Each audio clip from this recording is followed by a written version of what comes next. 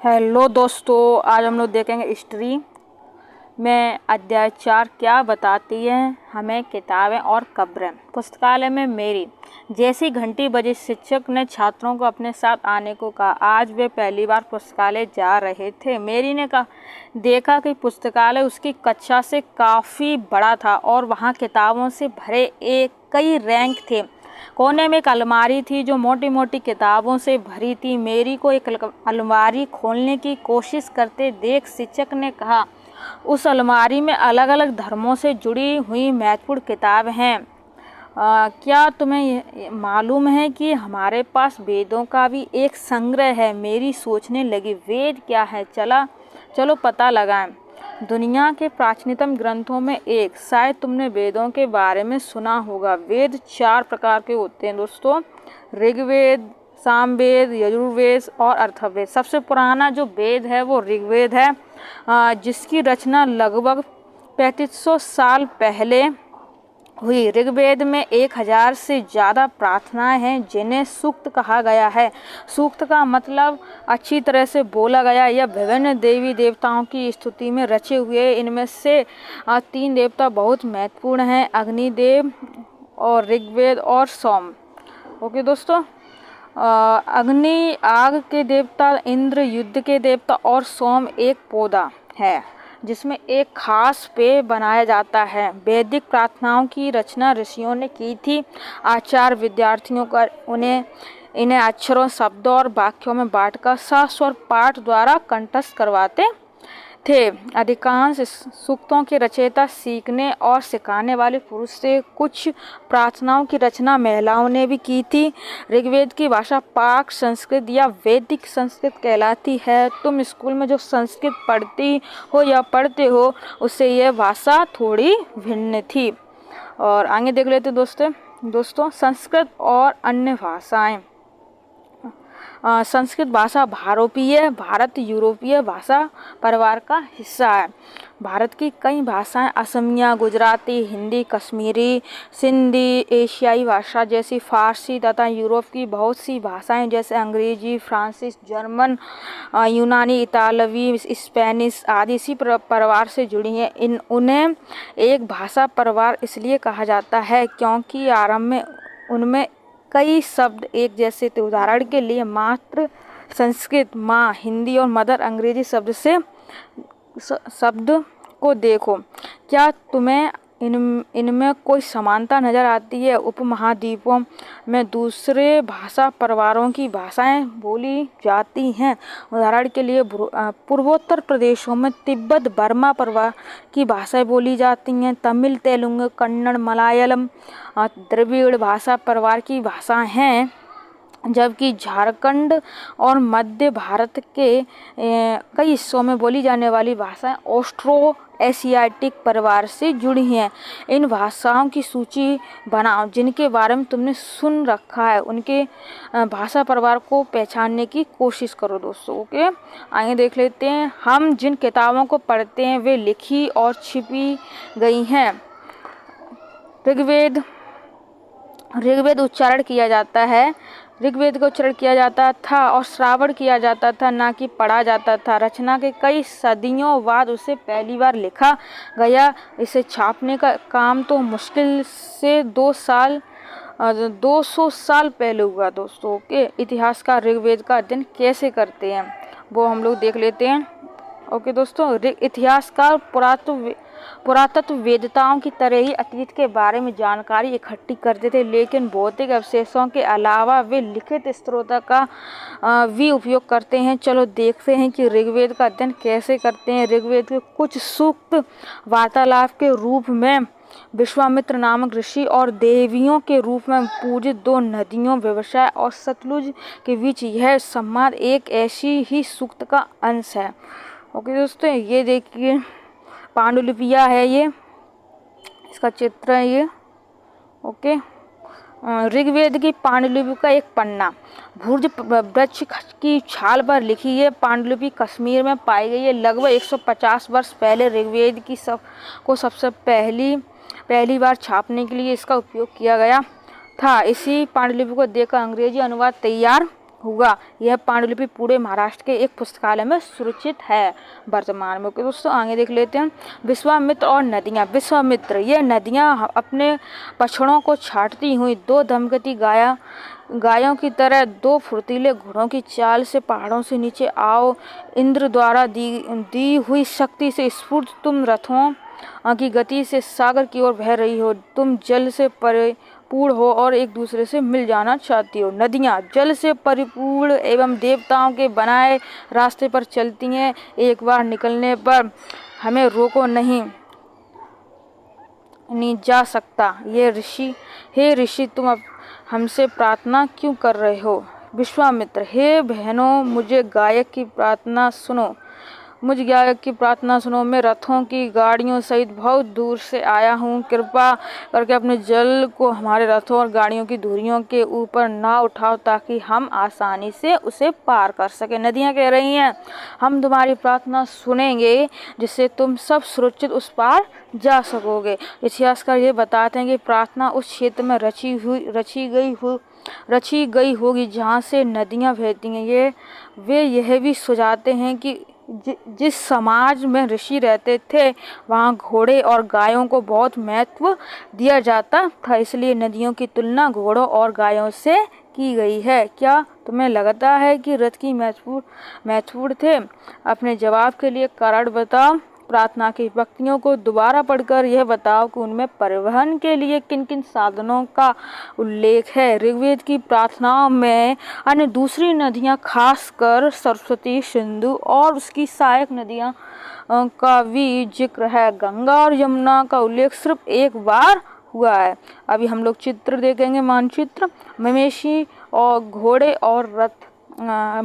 ऋग्वेद में मवेशियों, बच्चों, खासकर पुत्रों, घोड़ों की प्राप्ति की अनेक प्रार्थना हैं। घोड़ों को लड़ाई में रथ खींचने के काम में लाया जाता था। इन लड़ाइयों में मवेशी जीत कर लाए जाते थे। लड़ाइयाँ वैसे जमीन के लिए भी लड़ी जाती थी जहाँ अच्छे चारागाह हो या जहाँ पर जैसी जल्दी तैयार हो जाने वाली फसलों का उपजाया जा सकता हो। कुछ लड़ाइयाँ पानी के स्रोतों और लोगों को बंदी बनाने के लिए भी लड़ी जाती थी। युद्ध में जीते गए धन का कुछ भाग सरदार रख लेते थे तो कुछ हिस्सा पुरोहित को दिया जाता था। शेष धन आम लोगों में बांट दिया जाता था। कुछ धन यज्ञ करने के लिए भी प्रयुक्त होता था। यज्ञ की आग में आहुति दी जाती थी।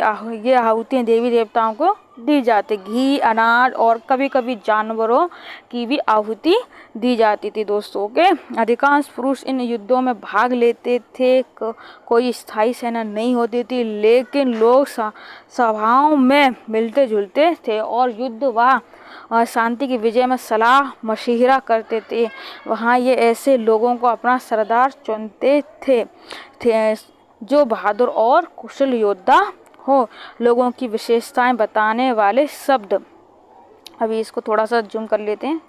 लोगों का वर्गीकरण काम, भाषा, परिवार का समुदाय, निवास स्थान या सांस्कृतिक परंपरा के आधार पर किया जाता रहा। ऋग्वेद में लोगों की विशेषता बताने वाले कुछ शब्दों को देखा गया है।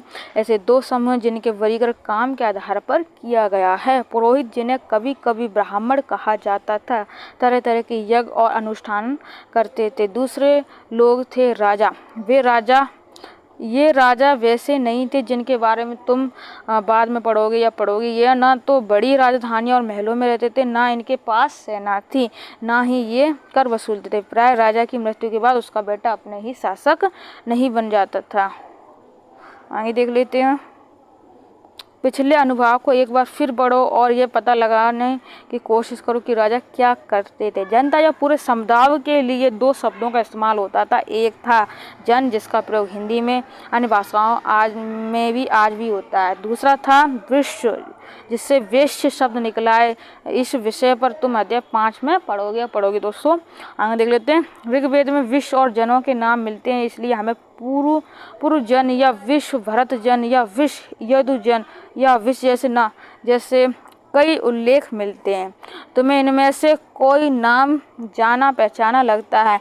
जिन लोगों ने इन प्रार्थनाओं की रचना की वे कभी कभी खुद को आर्य कहते थे तथा अपने विरोधियों को दास या दस्यु कहते थे। दस्युओं वे लोग होते थे जो यज्ञ नहीं करते थे और शायद दूसरी भाषाएं बोलते थे। बाद के समय में दास, स्त्रीलिंग, दासी शब्द का मतलब गुलाम हो गया। दास वे स्त्री और पुरुष होते थे जिन्हें युद्ध में बंदी बनाया जाता था। उन्हें उनके मालिक की जायदाद माना जाता था। जो भी काम मालिक चाहता था वे चाहते थे उन्हें वह सब करना पड़ता था। जिस युग में उपमहाद्वीप के उत्तर पश्चिम में ऋग्वेद की रचना हो रही थी, उसी समय दूसरी जगह पर एक अलग तरह का विकास हो रहा था। देखो वहाँ क्या हो रहा था। खामोश फहरी कहानी महापाषाण की। ओके दोस्तों, ये इसको हम देख लेते हैं। अगले पृष्ठ के चित्रों को देखेंगे हम लोग अभी थोड़ा टाइम बाद में। पहले ये देख लेते हैं। ये शिलाखंड महापाषाण, बड़ा पाषाण पत्थर नाम से नाम से जाने जाते हैं। यह पत्थर दफन करने की जगह पर लोगों द्वारा बड़े करीने से लगाए गए थे। महापाषाण कब्रें बनाने की प्रथा लगभग 3000 साल पहले शुरू हुई थी। प्रथा दक्कन, दक्षिण भारत, उत्तर पूर्वी भारत और कश्मीर में प्रचलित थी। कुछ महत्वपूर्ण महापाषाण पुरास्थल मानचित्र 2 में मिलेंगे। कुछ महापाषाण जमीन के ऊपर ही दिख जाते हैं, कुछ महापाषाण जमीन के भीतर भी होते हैं। ये देखिए कुछ इस तरह के। कई बार पुरातत्व को गोलाकार सजाए हुए पत्थर मिलते हैं। देखिए दोस्तों, कई बार अकेला खड़ा हुआ पत्थर मिलता है। ये ही एकमात्र प्रमाण है जो जमीन के नीचे कब्रों को दर्शाते हैं। महापाषाण के निर्माण के लिए लोगों को कई तरह के काम करने पड़ते थे। हमने जो कार्यों की सूची बनाई है उन्हें क्रमबद्ध करो। गड्ढे खोदना, शिलाखंडों को ढोकर लाना, बड़े पत्थरों को तराशना और मरे हुए दफनाना। ऊपर इस तरह के महापाषाण को ताबूत समाधान शिष्ट कहा जाता है। यहाँ दिखाए गए शिष्ट में एक पोर्टल होल, बड़ा सुराख है जो शायद पत्थरों से बने हुए कमरे में जाने की रास्ता है। ये देखिए चित्र है। ये चाकू है, शायद चाकू जैसा है, और ये शायद ये कुछ मारने वाला है सब।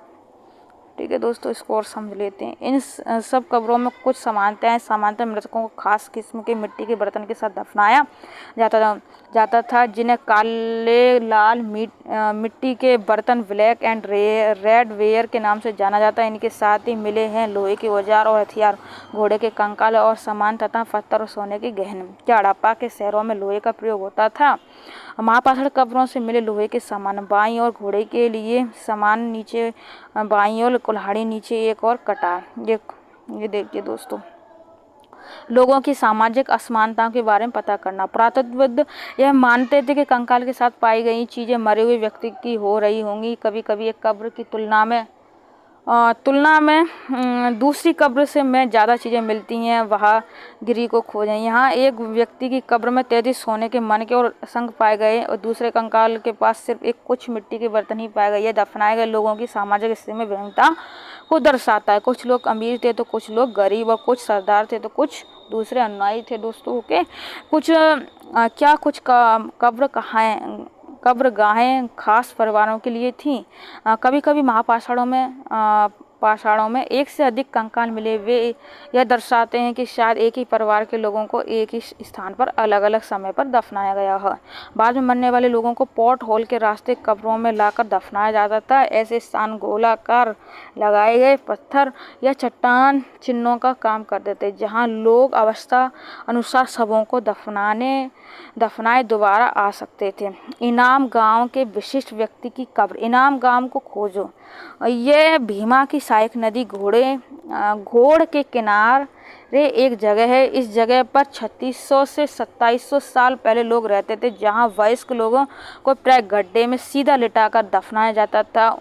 उनका सिर उत्तर की ओर होता था। कई बार उन्हें घर के अंदर ही दफनाया जाता था। ऐसे बर्तन जिनमें शायद खाना और पानी हो दफनाए गए शव के पास रख दिए जाते थे। एक आदमी को 5 कमरों वाले मकान के आंगन में और 4 पैरों वाले मिट्टी के एक बड़े से संदूक में दफनाया गया था। बस्ती के बीच में बसा यह घर गांव के सबसे बड़े घरों में था। इस घर में एक अनाज गोदाम भी था। सबके पैर मुड़े हुए थे। क्या तुम्हें लगता है कि ये किसी सरदार का शब्द है? अपने जवाब का कारण बताना जरूर।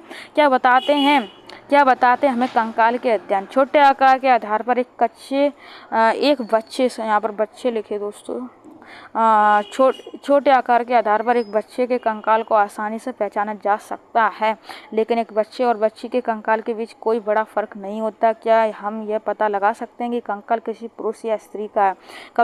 कभी लोग कंकाल के साथ मिलने सामान के आधार पर उसका अंदाजा लगाते हैं। उदाहरण के लिए, यदि कंकाल के साथ गहने मिलते हैं तो कई बार उसे महिला कंकाल मान लिया जाता है, लेकिन ऐसी समझ के साथ समस्या अक्सर पुरुष भी आभूषण पहनते थे। कंकाल का लिंग पहचानने का बेहतर तरीका उसकी हस्तस्थितियों की जांच है। क्योंकि महिलाएं बच्चों को जन्म देती हैं, इसलिए उनका कटी प्रदेश या कूला पुरुषों से ज़्यादा बड़ा होता है। ये समझ कंकालों के आधुनिक अध्ययन पर आधारित है। आज से लगभग 2000 साल पहले चरक नाम के प्रसिद्ध वैद्य हुए थे। उन्होंने चिकित्सा शास्त्र पर चरक संहिता नाम की किताब लिखी। वेरी इम्पोर्टेंट और कई बार एग्जाम में आई है चरक संहिता। ओके, तो चरक संहिता पुस्तक किसने लिखी है? तो चरक थे, विद्वान वेद थे, उन्होंने लिखी है। मनुष्य के शरीर में 360 हड्डियाँ हैं। यह आधुनिक शरीर रचना की विज्ञान की 206 हड्डियों से काफ़ी ज़्यादा समझा। चरक ने अपनी गिनती में दांत, हड्डियाँ के जोड़ और कार्टिलेज को जोड़कर ये संख्या बताई थी। तुम्हारे अनुसार शरीर के बारे में उन्होंने इतनी विस्तृत जानकारी कैसे इकट्ठा की होंगी, वो आप लोग थोड़ा सा बताना। इनाम गांव के लोगों के काम धंधे। इनाम गांव में पुरातत्वविदों को गेहूं, जौ, चावल, दाल, बाजरा, मटर, तिल के बीज मिले हैं। कई जानवरों की हड्डियां भी मिली हैं। कई हड्डियों पर काटने के निशान से यह अंदाजा होता है कि लोग इन्हें खाते होंगे। गाय, बैल, भैंस, बकरी, भेड़, कुत्ता, घोड़ा, गधा, सूअर, सांवर, चितकबरा, हिरण, कृष्ण, मृग, खरा, नेवला, चिड़िया, घड़ियाल, कछुआ, केकड़ा और मछली की हड्डियां भी पाई गई हैं। ऐसे साक्ष्य मिले हैं कि बेर, आंवला, जामुन, खजूर और कई तरह की रस भरियां एकत्रित की जाती थी। इस प्रमाण के आधार पर इनाम गांव में लोगों के काम धंधों की एक सूची बनाओ। क्योंकि दोस्तों अन्यत्र हम लोग समझ लेंगे। एटलस में चीन को देखो, आपके पास एटलस होगा, आप वहाँ पर आप चीन को देखना और समझना उसका। चीन की कैपिटल बीजिंग है। तो अभी आगे देख लेते हैं। लगभग 3500 साल पहले हमें यहाँ की लेखन कला के सबसे पुराने उदाहरण मिले थे। यह जानवरों की हड्डियाँ पर लिखा गया था। इन्हें भविष्यवाणी करने वाली हड्डियां कहा जाता था, क्योंकि यह मान्यता थी कि यह भविष्य बताती है। राजा लोग लिपिकारों से इन हड्डियों का सवाल लिखवाते थे। क्या वे युद्ध जीतेंगे? क्या फसलें अच्छी होंगी? क्या उन्हें पुत्र होंगे? फिर इन हड्डियों को आग में डाल दिया जाता था, जहां इनमें गर्मी से चटक कर दरार पड़ जाती थी। भविष्यवक्ता इन दरारों को बड़े ध्यान से देखकर भविष्यवाणी करने की कोशिश करते थे। जैसे शायद तुम भी सोच रही होगी या होगी, भविष्यवक्ता कभी कभी गलती भी करते थे। ये राजा शहरों में महल बनाकर रहते थे। उन्होंने बेशुमार दौलत इकट्ठी कर ली थी। इनमें बड़े बड़े नक्काशी किए हुए कांसे के बर्तन शामिल थे, लेकिन वे लोहे का इस्तेमाल करना नहीं जानते थे। ऋग्वेद के राजा और इन राजाओं के बीच कोई फर्क बताओ। आप लोग बताना थोड़ा सा कमेंट करके, गूगल सर्च करके। कल्पना करो तुम 3000 वर्ष पहले इनाम गांव में रहते थे। पिछली रात सरदार की मृत्यु हो गई। आज तुम्हारे माता पिता दफन की तैयारी कर रहे थे। यह बताते हुए सारे दृश्य का वर्णन करो कि अंतिम संस्कार के लिए कैसे भोजन तैयार किया जा रहा है। तुम्हें क्या लगता है खाने में क्या दिया जाएगा? उपयोगी शब्द देख लेते हैं। वेद, प्रार्थना, भाषा, रथ, यज्ञ, राजा, दास, महापाषाण, कब्र, कंकाल, लोहा, ये उपयोगी शब्द हैं। और ये आपका अभ्यास का करना पड़ेगा आपको। और ये हम कुछ महत्वपूर्ण तिथियां देख लेते हैं। वेदों की रचना प्रारंभ लगभग 3500 साल पहले हुई थी और महापाषाण का निर्माण जी की शुरुआत 3000 साल पहले हुई थी। इनाम गांव में कृषकों का निवास 3600 से लेकर 2700 साल पहले हुआ था। चरक लगभग 2000 साल पहले। ठीक है, इनका का तो चरक ने कौन सी पुस्तक लिखी थी? चरक संहिता। इसको याद रखना, ये कई बार एग्जाम में आया है। तो मिलते हैं दोस्तों अगले वीडियो में, तब तक के लिए गुड बाय।